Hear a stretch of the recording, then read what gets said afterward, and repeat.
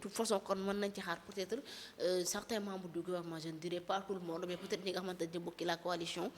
Diomaye président ndax quoi qu'on puisse dire Mbour fief président ndax Ndiawa ñaaw côté boobu la sur ça aussi le président nee na dafay defaale bilan bi nga xamante ni def na ko ci ñaari at bi mu toogee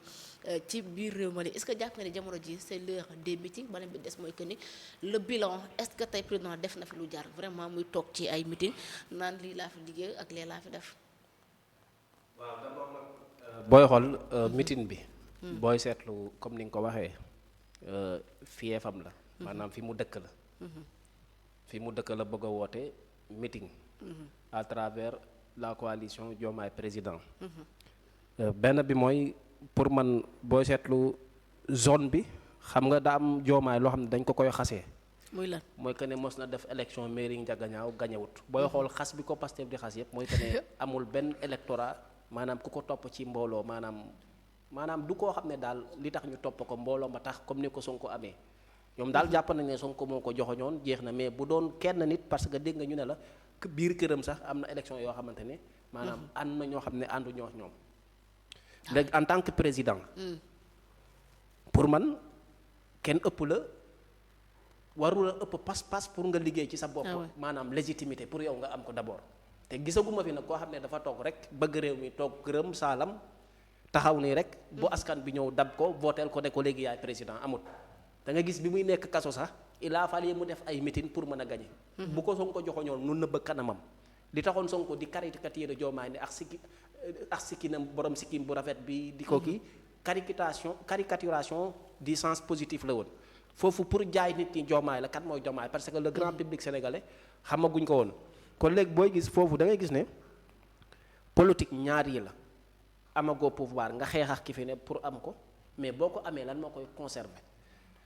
gis nga le président Diomaye daa am lu mu wax ci kii bi ci rendez-vous bi mu njëkk a amal ak ñoom Mimi Touré assemblée générale mu ne la coalition c'est-à-dire Pastef était à la conquête pour am pouvoir mais dafa teg coalition Diomaye président pour réserver le pouvoir léegi il va réserver wala il va maanaam day téye pouvoir bi par un mutisme silencieux ou bien day téye pouvoir bi di won ay actes yoo xamante ne day attirer ay nit et n'oubliez pas que Ousmane Sonko ak Diomaye ñoo bokk fief Ousmane Sonko fi mu yaroo Diomaye fa la dëkk Thiès ku ci nekk sañ nga ne maanaam boo xoolee néegu ndeyu Diomaye ak néegu baayam Thiès la Ousmane Sonko néegu ndeyam booy xool Thiès la yaa ngi comprendre récemment yaa ngi xool bi mu doon tontu mu ne Anta Babacar Ngom nijaayam la papam nijaayam la parce que dañ bokk Khady Ngom ak Anta Babacar Ngom ñoo bokk yaa ngi dégg mu cay dugg ngomeen bi booy xool dafa yaatu côté Thiès te Thiès booy xool mu nekk maanaam dans l'ouest du Sénégal côte bi la tamit côte bi dafa am benn électorat de pêcheur boo xamante ne boo ko bëggee am muy nappkat dans la pour gàttal bu fekkee Diomaye dafa bëgg maanaam dem Thiès dafa delloo mbatt ca ndaal ma maanaam fa mu dëkk foofu la bëgg a dem conquérir non naa fa ñëw maanaam c'est-à-dire sur l'aspect politique waxaguma ci xam nga affaire yi bu ñu ko tegee rek man pour man li engouement bi nit ki bëgg pour dem fa d'abord yaa ngi comprendre parce que gars yi ci politique lañ ne nag ok comprendre dañuy politique léegi pour man dañuy xëccoo parce que am na loo xamante ne bu fekkee da nga fi bëgg a jëlee Ousmane Sonko gis ne le sud Ousmane Sonko parce que Sénégal ay pàcc la le sud Ousmane Sonko daf ko conquérir loolu sax moo ndax ñu bëri ba bi mu demee bii pa xale yi di ataaya kenn dabul songo ko comme ni ñu ko daan songee ñu ne Sonko perte na électorat maanaam ci diwaanu sud donte man dama jàpp ne question de protocole la nekkul ne dafa perte ay nit donte nag nit mënut a woy nit ñi di la sopp ba faw Diomaye day liir day toog di liir yaa ngi comprendre te Mimi Touré dafa annoncé woon ci chapitre bu coalition Diomaye président mu wax la benn article xam nga 26 xaw ma 10 man la article boobu ndaje bi am na solo mais bi ko gën a amal solo mooy que ne Pastef dafa Diomaye dafa coalition Diomaye président dañ ko lancé pour mu am une durabilité durabilité nag est-ce que mënuñu sous-entendre parce que projet bi ñuy wax maanaam fii ba 2050 ñu ne coalition Diomaye président moo tee réew mi muy benn premier aspect bi deuxième aspect bi booy xool président bu ñëw dafa amal meeting Senghor am na meeting donte évolution amut woon conférence la ñu waxoon pour mu maanaam intellectualité bi nekk ci moom mu ko doon dëggal. chambre de commerce la ko defee woon. ñëpp teew mu bëgg leen wax ne le débat local daf ci bëgg am place moom Senghor. bi mu paree Abdou Diouf dafa doon def ay meeting. Abdoulaye Wade gis nga li gën a marqué coup politique bi mu maanaam benn coup politique bi mu dóor booy xool mooy meeting bi mu defoon stade Demba Diop. yaa ngi gis ba bi ñuy def terrain meeting bi 8 novembre daj ne mbooloo bi c'est pas la première fois Ousmane Sonko di ko def. mais Abdoulaye Wade tamit avait fait la même chose. Macky Sall dafa waaw Macky Sall pareil yaa ngi dégg. Macky Sall il a fait pareil dajale public boo xamante ne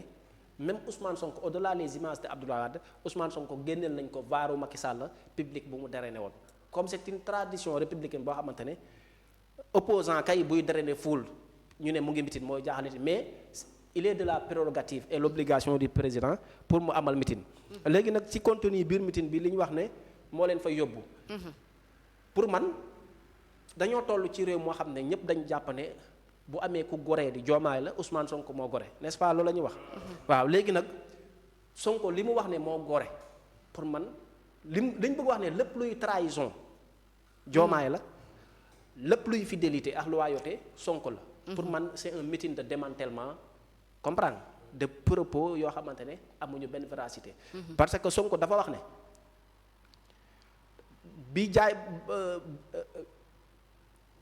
bi jaaykatu gerte yi Sonacos bi ñu amee problème mu jóg seeti maanaam xalif général des Mourides dem Touba jaar fa dem xaw ma Dia bi muy tourné ci la daal di ñëw fi nga xamante ne demoon na ci Saalum. lan la leen wax mu ne leen Sonko ku ko xam te xam nga ne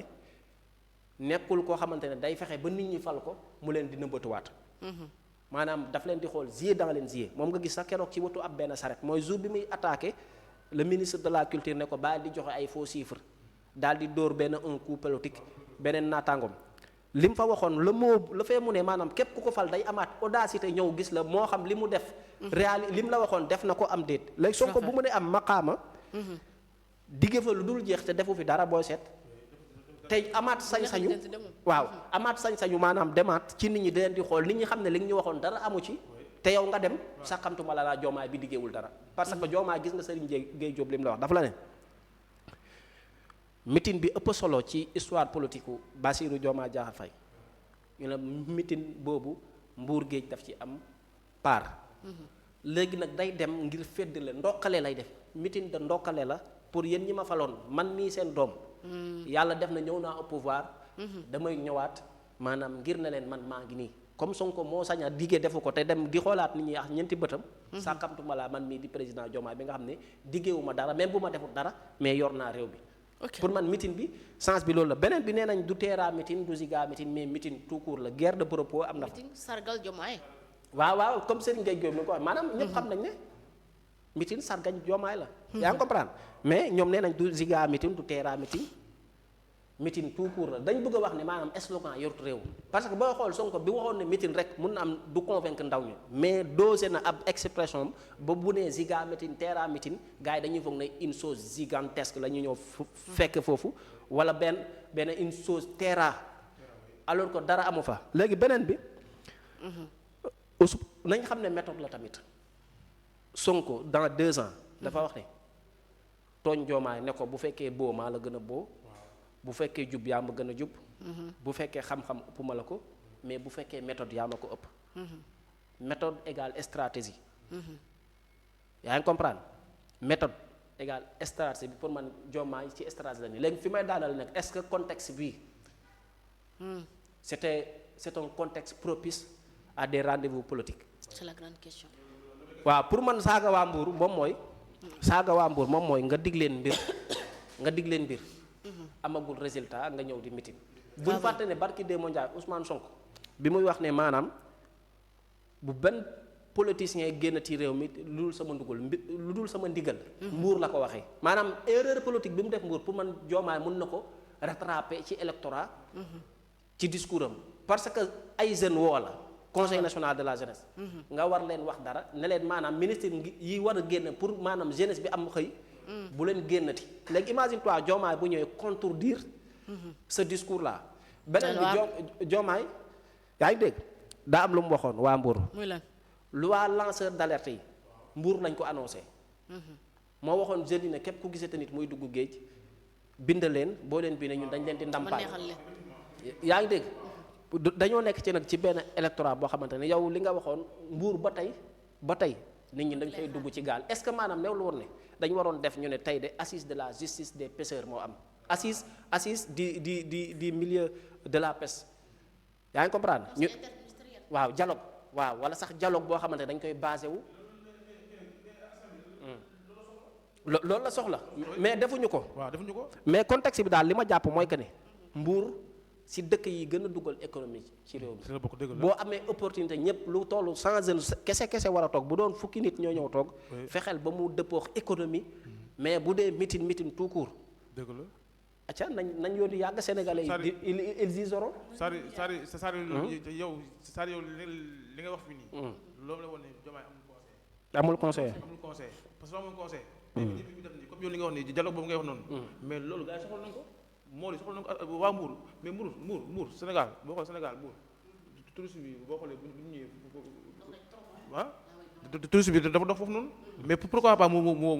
woote jalo mu dem waxtaan ak ñoom si seen problème si seen détail mu xool naka lay taxawee c'est désolant et puis étranger et puis man lu ma jaaxal su nguuru Diomaye ak Sonko bi mais Sonko lan la waxoon étranger yi mais bu ñu faloo yi ñëpp da ngeen di ñëw bu ñu faloo da ngeen di ñëw liggéey fii da ngeen ñëw liggéey Sénégal mais loolu ànd mu tey Diomaye tey comme yow li nga wax noonu dialogue boobu noonu mais pourquoi pas mu dem si dialogue bi tourisme yi yëpp mu convoqué leen toog ak ñoom fexe xool ni mu amee ay partenariats yoo xam ne li ngi ñëw di investir ci biir Mbour pourquoi pas mais loolu mais état wax ne politique rek ñu politique ba kañ depuis 2021 ba léegi Sénégal am ñu jàmm Sonko Diomaye ba kañ Sonko Diomaye boo xam ne amuñu benn njëriñ porte ndaal ndox sax duñu ko jox ne am leen naan leen da say xol sedd tout le temps ay xol yu naqar ret mais loolu ba kañ vraiment loolu dafa war a jeex quoi vraiment. Merci beaucoup. En tout cas, il faut faire de la politique autrement. yaakaar naa loolu Sénégal soxla pour le moment mais pas des kuréel ak kii wax joo xam daanaka amul réew mi njëriñ alors leen lu ñuy waxtaanee ba tey on reste en politique ñeel li nga xamante ni si moom.